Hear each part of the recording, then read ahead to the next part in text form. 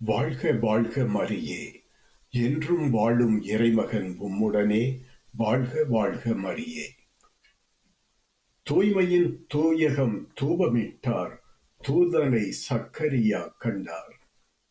முதிர்ந்தனல் அகவையில் தாயாவார் Elizabeth என்றார் தூதுவரே.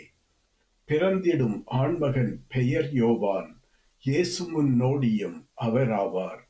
உண்மையை நம்பிடத் தயங்கியதால் வாய்மொழி பேசா நிலையடைந்தார்.